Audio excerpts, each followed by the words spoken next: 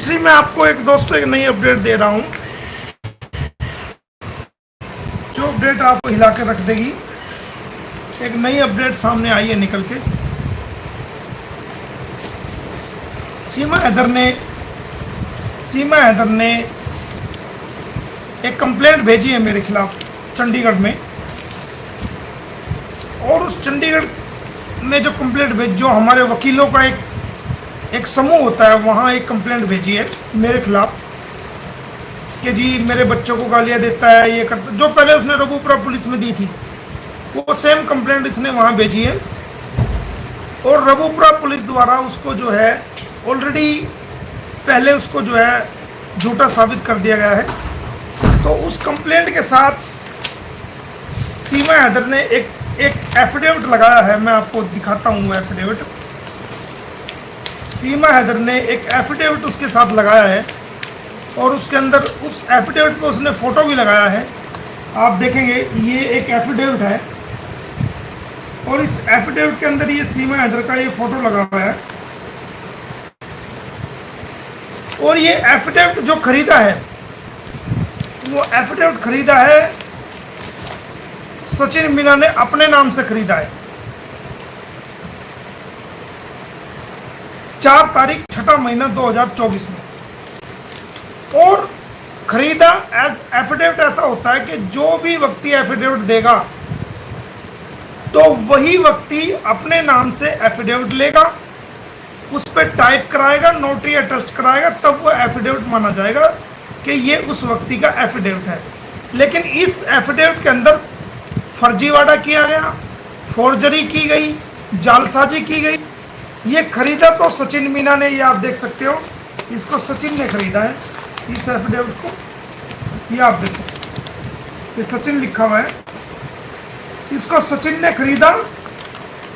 अगर सचिन ने खरीदा तो सचिन अपने नाम का ही एफिडेविट बना सकता है, किसी और के नाम का एफिडेविट कोई दूसरा व्यक्ति नहीं बना सकता।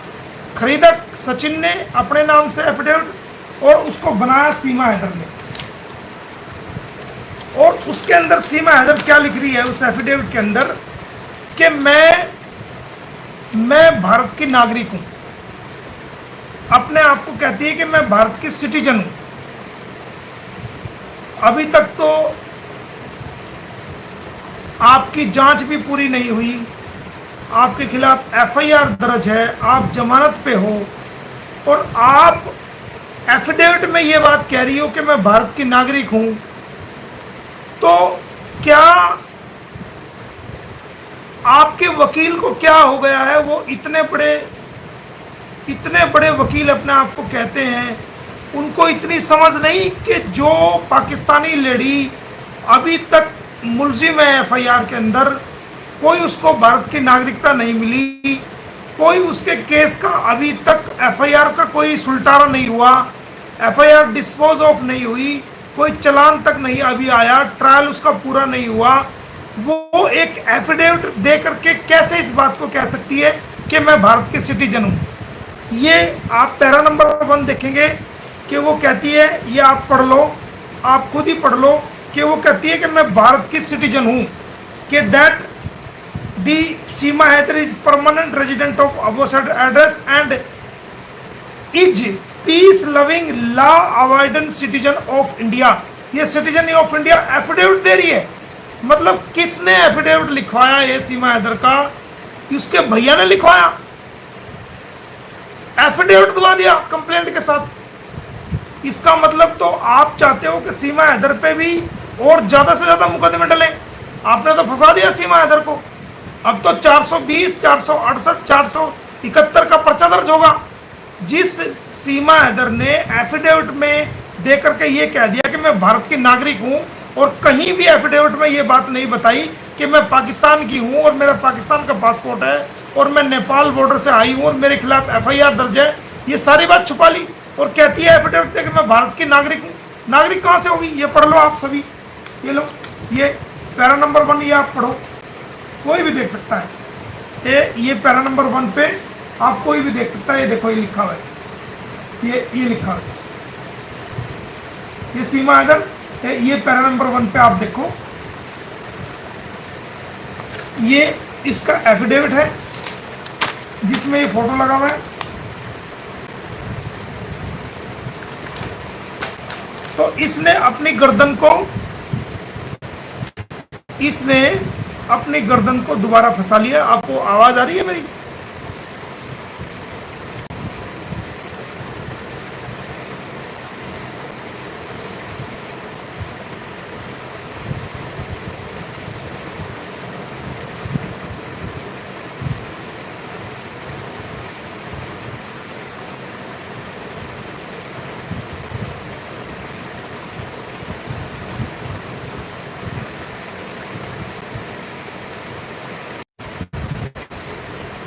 तो दोस्तों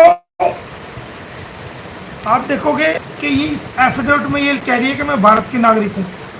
खुद एफिडेविट दे के ये बोल रही है कि मैं भारत की नागरिक हूँ। मतलब इसके वकीलों को भी समझ नहीं कि एक पाकिस्तानी लेडी का, आप इलीगल ट्रेसपासेस लेडी का आप एफिडेविट दे रहे हो और उसमें लिख रहे हो कि ये भारत की नागरिक, ये भारत के सिटीजन है। तुम्हें तमीज़ नहीं है यार? तुम भारत के वकीलों की भी बेइज्जती करा रहे हो। चल सीमा हैदर को तो इस बारे में नॉलेज है या नहीं है, लेकिन अब तो पर्चा दर्ज होगा इसके खिलाफ। मैं तो पर्चा दर्ज कराऊंगा और आप लोगों के खिलाफ भी पर्चा दर्ज होगा जिन्होंने ये एफिडेविट तैयार करा है। यानी एफिडेविट दे करके बोलती है कि मैं भारत की नागरिक हूं। कहां से नागरिक होगी ये भारत की? तो ये नई अपडेट है और इसके खिलाफ हमने कार्रवाई क्या करी है, ये हमने चंडीगढ़ डीसीपी को, क्योंकि इस एफिडेविट में फर्जीवाड़ा किया गया, फर्जी एफिडेविट दिया। सचिन मीना खरीद के लाता है अपने नाम का एफिडेविट, सीमा हैदर अपने नाम से उसमें लिखती है और अपने आप को भारत की नागरिक बताती है। तो इसलिए हमने एसएसपी चंडीगढ़ को सीमा हैदर के खिलाफ, सचिन मीना के खिलाफ और उन लोगों के खिलाफ जिन्होंने ये एफिडेविट तैयार कराया है, उनके खिलाफ हमने 420, 468, 467, 471 आईपीसी के तहत मुकदमा दर्ज करने के लिए हमने ये कंप्लेंट भेज दी है। तो अब इसमें उम्मीद है कि इसमें मुकदमा दर्ज होगा, क्योंकि फर्जी एफिडेविट देना, एक पाकिस्तानी महिला होते हुए वो भी इलीगल ट्रेसपासेस भारत में आई है, जिसके खिलाफ एफआईआर दर्ज है रबूपुरा में, फॉरेन एक्ट के मामले में मुकदमा दर्ज है और उसके केसेस बहुत सारे हैं। फैमिली कोर्ट ने भी उसको नोटिस जारी किया हुआ है, 156(3) भी उसकी भी जो है ना हमने डाल रखी है और दूसरी धाराओं में वो लगा रखा है केस। तो उसके और बेल के अंदर भी कंडीशनल बेल उसको है कि आप कोई ऐसा कृत्य नहीं करोगी। हमने लिखा है इसके अंदर कि इसको कंडीशनल बेल मिली हुई है। इसका नाम सीमा हैदर है, इसके पति का नाम जो है गुलाम हैदर है और इसकी कोई तलाक नहीं हुई है। सारी बातें हमने लिख दी इस कंप्लेंट के अंदर कि इसका, अब ये सीमा हैदर को तो ये जो इसके वकील है तो फंसा रहे हैं इसको। सीमा हैदर तो चलो जैसी है, लेकिन जो लोग इसके साथ कानूनी रूप से लगे हुए हैं उन्होंने तो इसकी गर्दन और फंसा दी। उसके एफिडेविट में ये बात लिख के सीज दी ये कि मैं भारत की सिटीजन हूं। तो भारत आपसे पूछता है, जो आप वकील इसके लिए काम कर रहे हो, भारत जो है सीमा हैदर से, उसके कानूनी काम करने वालों से ये सवाल पूछता है कि सीमा हैदर भारत की सिटीजन कैसे है, जबकि उस पर जो है फॉरेन एक्ट के तहत एफआईआर भी दर्ज है और वो उसका ट्रायल भी अभी नहीं चला है, उसकी चार्जशीट भी अभी नहीं आई है और उसका मैटर इन्वेस्टिगेशन है। ये हम भारत सरकार को भी भेज रहे हैं ये एफिडेविट इसके खिलाफ कार्रवाई करने के लिए, और इसके खिलाफ एफआईआर दर्ज करने के लिए हमने एसएसपी चंडीगढ़ को लिख दिया है कि ये फर्जी एफिडेविट देकर बोला है कि भाई मैं भारत की नागरिक हूँ। ये एक नई अपडेट है। इसके अलावा गुलाम हैदर के वीजे की बात का सवाल, जो वीजे की जो बात है उसका जो सवाल है वो ये है कि हमने अपनी सारी जो फॉर्मेलिटीज़ थी वो पूरी कर चुके हैं। जो रिक्वायरमेंट फर्दर हमसे मांगी गई थी वो भी हमने रेडी करके वो सारी कंप्लीट कर दी हैं और उम्मीद करते हैं कि जल्द से जल्द जो है भारत में जो है वो गुलाम हैदर आएगा इस बार, और वो भारत में जल्दी लैंड करेगा और हम उसको लेने जाएंगे, जो लोग भी हमारे इस मुहिम से जुड़े हुए हैं। और अगर मान लिया किसी वजह से कोई प्रॉब्लम आती है, उसको वीज़ा मिलने में दिक्कत होती है सारी फॉर्मेलिटीज़ पूरी होने के बाद, तो फिर अब मैं स्वयं जाऊंगा और उसको लेके आऊँगा। पिछले दिनों कुछ तस्वीरें वायरल हुई फला मंत्री के साथ, फला मंत्री के साथ, फला मंत्री के साथ। देखिए, जहां जुडिशल सिस्टम है वहां पर जुडिशल सिस्टम से चलता है। ना वहां नेता देखे जाते हैं, ना वहां सरकार देखी जाती है, ना वो आम पब्लिक देखी जाती है, ना वहां कुछ नहीं देखा जाता। वहां पर कानून देखा जाता है, कानून के अकॉर्डिंग न्यायालय चलते हैं, अपने अपने पक्ष को सब रखते हैं। न्यायालय को जो न्यायोचित लगता है, जो कानून के अकॉर्डिंग लगता है, न्यायालय उसी प्रकार के फैसले करते हैं। तो हम आपको कई बार बता चुके हैं कि बच्चों के सिलसिले से हमने ऑर्डर करवा के रखे हुए हैं। गुलाम हैदर के आने की देरी है, उसके बाद देखना कि आप किस प्रकार ये केस जो है वो समाप्ति की ओर जाएगा और गुलाम हैदर के बच्चों को उसको हम दिला के रहेंगे। चूँकि अब ये केस जो है वो बिल्कुल अब सिर्फ गुलाम हैदर की वेट की जा रही है, उसके अलावा लीगल कार्रवाई हमारी कुछ भी नहीं बची है। सिर्फ डेट्स को अटेंड करना, जो पेंडिंग केसेस है वो बचे हुए हैं, उनको हम ईच एंड एवरी डेट पे हम नहीं जाते हैं तो हमारे कुलीग्स जाते हैं। अब कई लोग ऑर्डर निकाल के कहते हैं देखो जी इसके वकील फला है, इसके वकील फला है। तो देखो, जहाँ पर काम ज़्यादा होता है वहाँ पर वकीलों की स्ट्रेंथ भी बहुत ज़्यादा होती है। हमारे पास काम बहुत ज़्यादा है, इतना काम है कि हमें कई वकील भी कम पड़ जाते हैं, काम पूरा नहीं हो पाता और काम बढ़ता ही बढ़ता चला जा रहा है और बढ़ता चला जा रहा है और बढ़ता चला जा रहा है। हम कोशिश करते हैं काम को पूरा करने की, पूरी जी तोड़ मेहनत करने की, लेकिन चाहते हुए भी काम जो है कंप्लीट नहीं हो पाते हैं, क्योंकि काम हम पुराने काम जो पेंडिंग काम है उनको निपटाने की कोशिश करते हैं, उससे कई गुना नए काम हमारे पास पहुंच जाते हैं। हम मना भी करते हैं लेकिन लोग बड़ी उम्मीद लेके आते हैं, बड़ी रिक्वेस्ट करते हैं, तो इस लिहाज से हम उनकी बात को मान करके, उनकी मजबूरी को देख करके उनको भी नए केसेस को भी लेना पड़ता है। तो अक्सर क्या होता है कि जब हम कोई केस फाइल करते हैं तो एक वकालतनामा होता है जिससे वकील अपने केस को फाइल करता है। किसी भी केस के साथ एक वकालतनामा वकील का लगता है कि जिससे क्लाइंट द्वारा ये अधिकार दिया जाता है कि मैं फला वकील को जो है अपॉइंट कर रहा हूँ और ये मेरे केस की पैरवी करेंगे। तो उस वकालतनामे पे हमारे कम से कम भी 10 वकीलों के साइन होते हैं। तो मौके पे जो वकील 10 वकील हैं या 5 वकीलों के साइन है या 2 वकीलों के साइन है या 4 वकीलों के साइन है, तो मौके पे जो भी होता है, कई बार एक स्पेशल वकील, मैं नहीं जा पाता हूँ तो मैं कोई भी जिसके साइन है वो वकील जा करके वहाँ अटेंड कर सकता है। अगर मेरे साइन है मैं भी कर सकता हूँ, तो वो हम ज्वाइंट सभी साइन करते हैं पूरी टीम।